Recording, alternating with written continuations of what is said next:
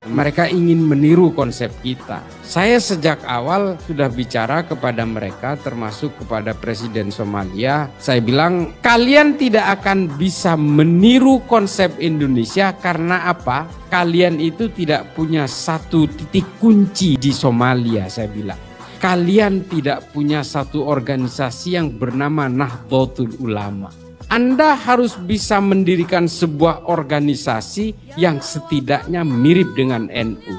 NU itu adalah semua dimulai dengan akulturasi budaya. Dan mereka memang tidak punya itu.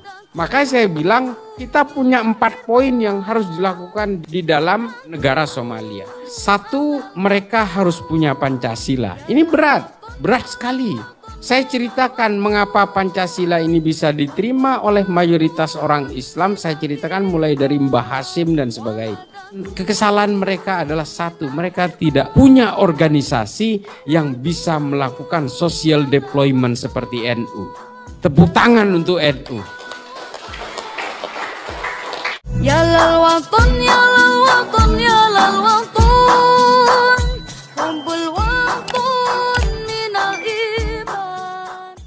Saya seminggu yang lalu terlibat dalam konferensi internasional oleh Presiden Somalia, Kementerian Agama Somalia, Kementerian Luar Negeri Somalia, dan Kementerian Sosial Somalia.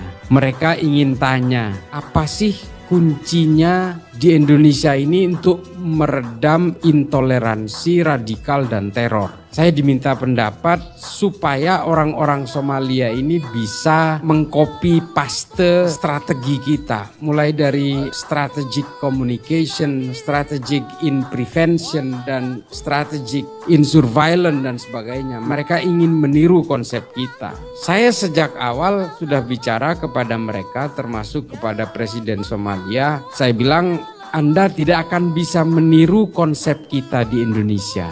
Pertama, kita itu punya bermacam-macam agama. Kita ada ribuan pulau, ada ratusan bahasa, ratusan ethnical groups, bukan suku, tapi kita menyebutnya ethnical groups.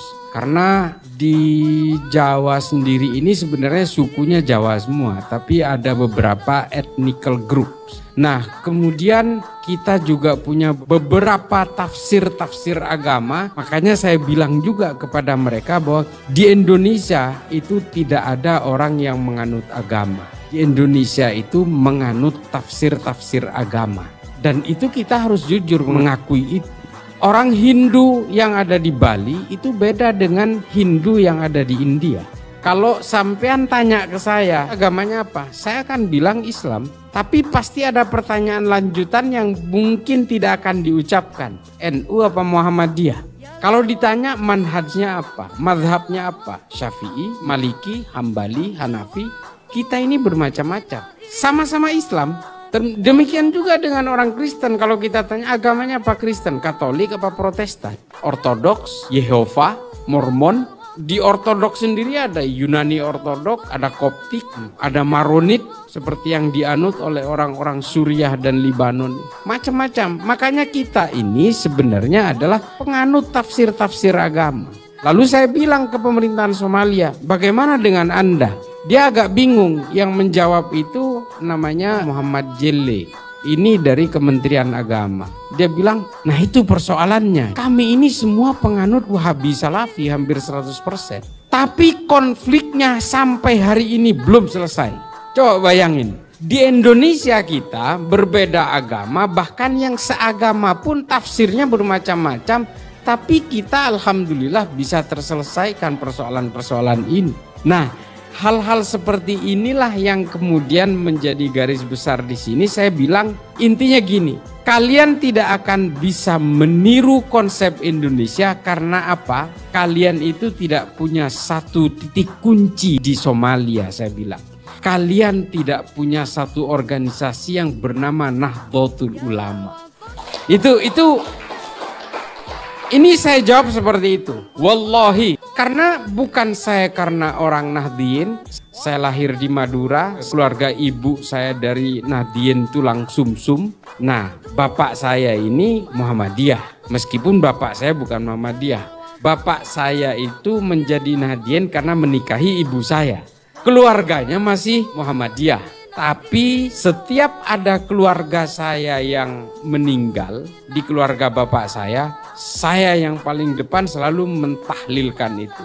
Setiap bulan Maulud saya selalu mengadakan maulidan di kampung saya, di kampung bapak saya. Karena ini bukan karena soal fanatisme terhadap Nahdlatul Ulama, tapi saya melihatnya secara empirik apa yang terjadi di negara-negara yang menganut Wahabi Salafi. Nanti saya ceritakan. Saya sudah berkeliling, saya sudah ke Afrika kurang lebih 3 kali, saya sudah ke beberapa negara di Timur Tengah, ke negara-negara di Asia Selatan, di Asia Tengah, ke Filipina, dan juga ke beberapa negara di Amerika Selatan. Dan saya kebetulan belajar di Amerika dan tinggal di Amerika kurang lebih 6 tahun. Saya tahu semua bagaimana gestur-gestur cara beragama orang-orang yang mengaku beragama. Saya tahu gestur-gestur orang yang mengatakan sebagai orang sekuler, orang liberal dan sebagainya. Saya tahu persis. Kemudian apa yang saya bisa berikan kepada orang Somalia, saya bilang, Anda harus bisa mendirikan sebuah organisasi yang setidaknya mirip dengan NU. Saya ceritakan, NU itu adalah semua dimulai dengan akulturasi budaya. Dan mereka memang tidak punya itu. Ini persoalannya. Kekuatan dua politik terbesar di Somalia, sesama Wahabi Salafi ini bentrok. Satu berafiliasi ke Arab Saudi, satu ke Qatar. Ini sama-sama Wahabi Salafi. Al-Shabaab yang melakukan pembantaian di negara-negara tanduk Afrika dan menguasai setengah wilayah Somalia ini penganut paham yang sama, Wahabi Salafi juga. Kekuatan-kekuatan di dalam tentara dan polisi di Somalia itu dipimpin oleh sebuah organisasi kajian Islam yang namanya Al-Ittihad Al-Islamiyah yang dipimpin oleh seorang jenderal. Wahabi Salafi juga. Coba bayangin, orang yang ingin memerangi terorisme dan terorisme yang ingin diperangi pahamnya sama. Makanya saya bilang kita punya 4 poin yang harus dilakukan di dalam negara Somalia. 1, mereka harus punya Pancasila. Ini berat sekali. Saya ceritakan mengapa Pancasila ini bisa diterima oleh mayoritas orang Islam. Saya ceritakan mulai dari Mbah Hashim dan sebagainya.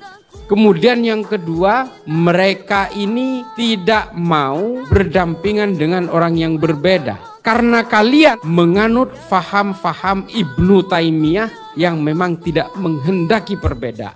Kalian ini adalah penganut faham-faham dari Said Qutb dalam Fidilalil Quran, Ma'alim fil Thoriq, dan faham-faham yang dianut oleh Muhammad Qutb dalam Jahiliyatul Qarnil Ishrin. Dan juga kalian ini terlalu terbiasa dan luas untuk memberikan pemahaman-pemahaman Abu Bakar Naji dalam Idarat at-Tawahhush.